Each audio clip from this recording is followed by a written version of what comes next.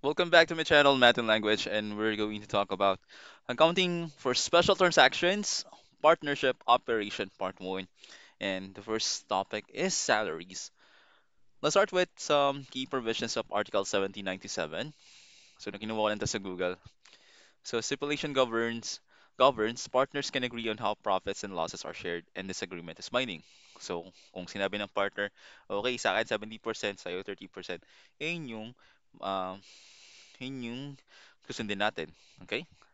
Profit share implies loss share. So kung profit percentage lang yung pinag-usapan, the losses are shared in same proportions. Kung sinabing 70-30, yung hatian sa tubo, kung magkaroon man ng loss, 70-30 din. Unless na lang kung iba yung usapan doon. Kaso kung hindi sinabi, edi parehas lang din.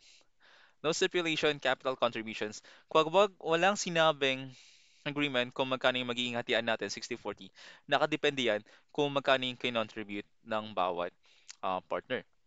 For example, sa paggawa pala ng partnership, pag-form pala ng partnership, si A, nag-contribute siya ng 50,000. Nangyari ito yung capital contribution. Si B naman, nag-contribute siya ng, let's say, 30,000. Mm. Kung walang pinag-usapan kung ano yung magiging hatian nila, that will be like this. Kung total niya ay 80,000, di ba? Kung kay A, that will be 50,000 over mo ng 80,000. And that will be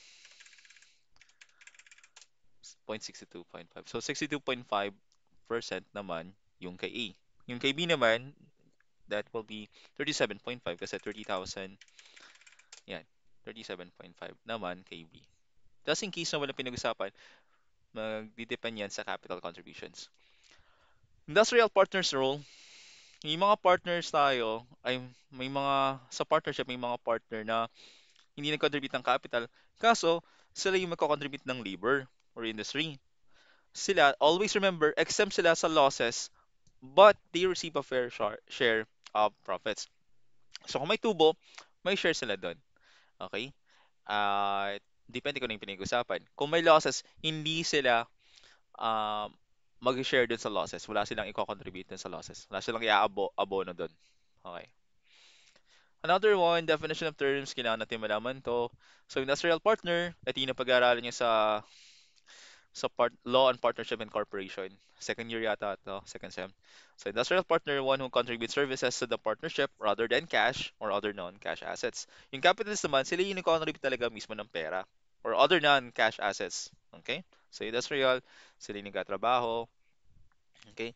Capitalist, sila yung nagpo-provide ng pera or other non-cash assets. Let's start with the first problem. Dali lang to. Case natin with remaining profit and different P and P or L ratios, so profit or loss ratios. C and B partnership agreement provides annual salary allowances of 80,000 for A. Okay? Si B naman, meron siyang 45,000 na sweldo kada taon. Ang baba nga lang, no? Kaso example lang naman tayo. Itong mga salary allowances to provided before the final profit allocation.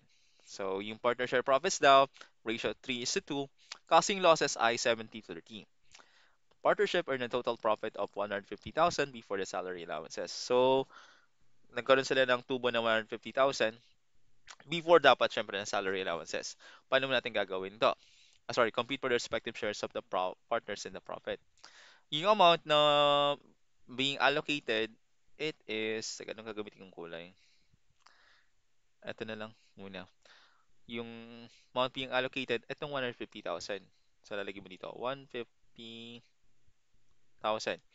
Yung salary, lalagyan mo dito sa ENB. Kailangan ito. Siyempre, ano na lang yun eh, kumita sila dyan. Red na nga lang gagamitin ko. 80,000. Balikan ko lang to. Okay, so balikan ko lang 150,000 to. Ang B naman is 45,000. Okay? Pag i-add mo yan, itong A and B, add mo, that's 125,000, di ba? So, amount being allocated, yung tubo nila, syempre, may mga salaries pa tong A and B, ang matitira na lang ay 25,000. Allocation of remaining profit. So, paano nila hahatiin tong 25,000? Is it, are we going to use a 3:2 na ratio o 70-30? Of course, dahil tubo pa rin yan, gagamitin natin yung 3:2. Sir, paano yan pag 3:2? Gawin mo, 3 plus mo ng 2 is 5. Tapos, isa-isayin mo siya, 3 over 2, sorry, 3 over 5 at 2 over 5. 3 over 5, that is 60%. Yan. Ayan o. At syempre, 100 minus 60, ito 40% to. Okay?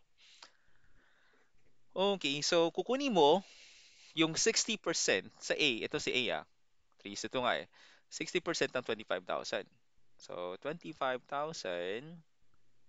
times mo ng 60%. At yung isa naman, 25,000 times mo ng 40%. Hmm, okay, that's 15,000. Ito naman, that will be 10,000. Hmm, okay, so 15,000 to. Ito naman, 10,000.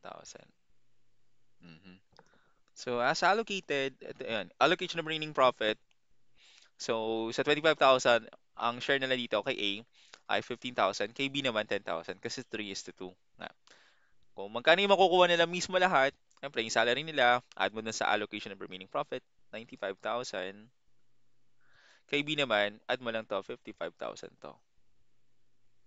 Mm. At 95 plus 55, that will be 150. Mm. Mapapansin mo, itong amount being allocated, dapat same din siya sa as allocated. Okay? Yun lang. Okay, problem number 2. Kano kapag no remaining profit? Different P&L ratios.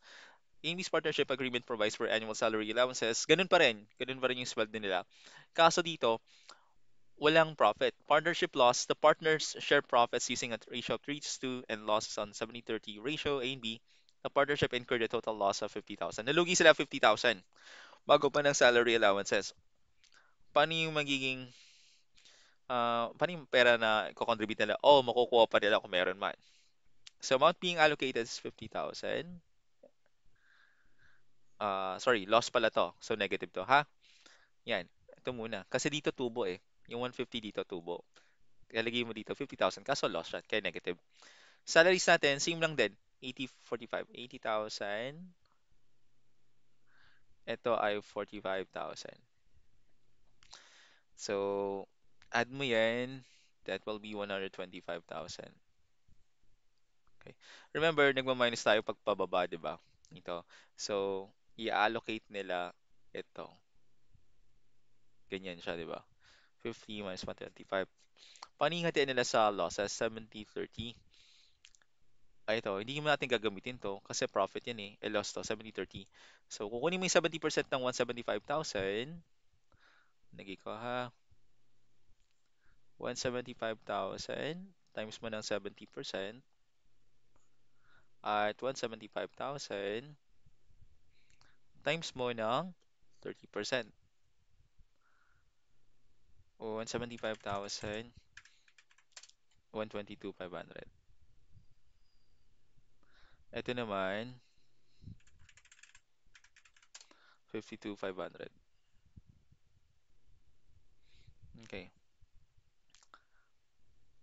So, lalagay mo dito 122,500. Negative yan, ah. At dito naman 52,500. Always remember, pag pa horizontal, pag inad mo, mag-add ka dyan. Okay. So, negative 122,500 plus negative 52,500. Ito yung lalabas. Kailangan nilang hatiin yung loss. 70-30 nga loss, di ba? May makukuha ba sila? Or magkano na lang yung, or kung wala mo sila makuha, magkano yung kailangan nilang abonohan? Gagawin mo, pag pababa, a-add mo yan. So, 80,000 plus negative 122,500, it will be like this. 80,000, dahil mag-a-add ka ng negative, minus na lang yan. So, meron kang, kailangan pa mag-contribute ni A ng 42,500. Kay B naman, 7,500. Mm. At pag inad mo to, negative 50,000. Same siya, oh, nito. So, ibig sabihin nito, yung kay A, kailangan niyo pa mag-abono ng 42,500. At kay B naman, 7,500 ang kailangan niyang contribute. Mm. Although, nandiyan kasi yung salaries nila eh. Yung nagpa-laki ng aabonohan. Mm. Okay, lugi, di ba? Okay, paano naman kapag walang sinabing P&L ratio? The partnership agreement does not state. So, same problem to. Ay, same setting. Recycle ko lang. Does not state how profits and losses are to be divided. Nag-contribute si A ng 30,000, kaso si B naman nag-contribute ng 20,000. The partnership earned profit of 150,000 before salary allowances. So, ito, 150,000, may tubo sila. So, ito agad yung lalagay mo dito. Yung amount being allocated. Yung salaries nila, same lang din dito. Kasi ni-recycle ko lang, 80, 45. Hmm. 80,000, 45,000. Pag mo yan, 125,000. So, yung paghahatian nila dun sa profit, yung allocation of remaining profits, 25,000. Paano yan? Wala tayong P&L ratio. Remember, sabi dito, nag-contribute daw si A ng 30,000 at si B naman 20,000. So, 30,000, gamit ako dilaw na lang.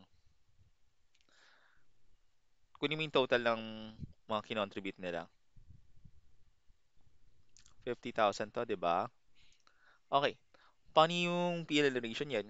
Yung kay A muna, kunin mo. Dahil 30,000 yung kinontribute niya, 30K, divide mo na sa total, 50K. That's around 60%, I think. 60%. Kay B naman, that's 20K. Over mo ng 50K. That will be 40%. Mhm. Check natin. 0.4, di ba? Hmm. Ngayon, 60-40 na, magiging PLN na ratio natin. Kung kunin mo na ngayon, yung 60% ng 25,000, kay A to kay A, 60%. At yung kay B naman, 25K times mo ng 40%. Okay, 25,000 times mo ng 60%. 15,000. Kay B naman, that's 10,000. Pakita ko na rin. 10,000. So, 15,000 to. Ito naman, 10,000. Magkano yung mismong makukuha nila? So, add mo lang pababa. Okay, 80 plus 15, that's 95,000. Ito naman, 45 plus 10, 55,000. Pag inad mo yan, that's 150,000. And it should equal this one. Mm. Ganun lang. So, we have three cases here with remaining profit and different PLN ratios. Again, yung sa table, lagay mo na yung amount being allocated. Kung tubo man siya or profit. Kung tubo, that's positive. If it's loss, then it's negative. Yung salary sila, lagay mo dito. Ayan. Tapos, minus mo siya. Yung natitira, pag-aati niyan, depende sa ratio. Yan. 15-10. Tapos, add mo yan para makita mo kung magkano yung makukuha nila. Pag loss naman, negative dito. At sama mo yung salaries. At kung loss man, paghahatiin din nila yung loss na yan. Okay? And lastly, for P&L ratios, 150, and yung allocated natin, 150 amount of remaining profit. Pag hindi binigay yung yung P&L, it depende mo siya dun sa kinontribute nila initially dun sa partnership. Tapos, doon mo malalaman yung P&L at doon mo i-apply na. And that's the end of the lesson on how to solve sa accounting for special transactions, partnership operation part 1 salaries. Ang part 2 nito will be bonuses. Medyo complicated siya. But ito kasi yung introduction sa operation. Okay? If you have concerns or you need of clarifications, please comment down. Please like and subscribe na rin. Laking tulong sa akin to. Ano pa ba? Yeah, I'm James, your Math and Language instructor. I'll see you again on my next accounting video or on another Math and Language video. Thank you. Bye.